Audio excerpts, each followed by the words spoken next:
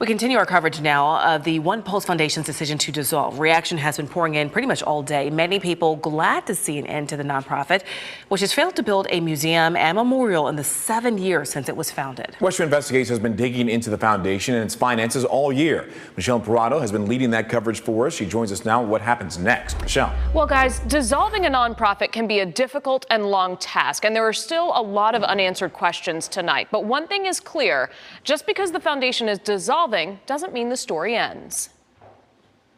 In an early morning email, the One Pulse Foundation announced its board of directors voted to dissolve the foundation. But the move isn't a quick fix to what's played out this last year. We're definitely talking many months or more, certainly not weeks. Lori Styron, the executive director of Charity Watch, an independent charity watchdog, says foundations have a lot of work to do before they can officially close their doors. They'll have an obligation to wind down the corporation within the state of Florida.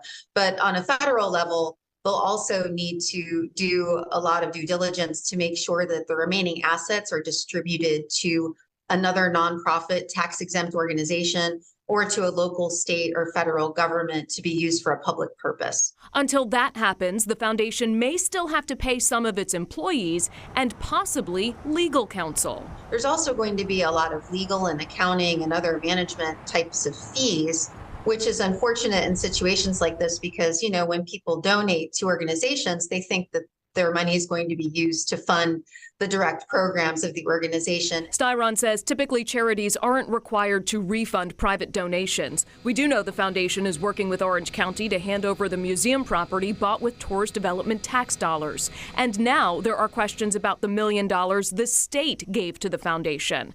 Former state representative Carlos Guillermo Smith, who years ago helped secure that funding, is calling for a third-party audit. The dollars that were given to them were restricted for the purpose of taking steps towards building the Pulse Memorial. That can include a number of things that go beyond just laying down the brick and the physical work of creating the memorial, which is why we need to know exactly how those dollars were spent to confirm that they were spent legitimately. The foundation will also have to file one last 990 with the IRS. It'll be really interesting to see that final tax filing because everybody's really going to want to know, hey, we all supported this organization over so many years and a lot of promises were made and not kept. So who's getting the final assets? Who's getting the money?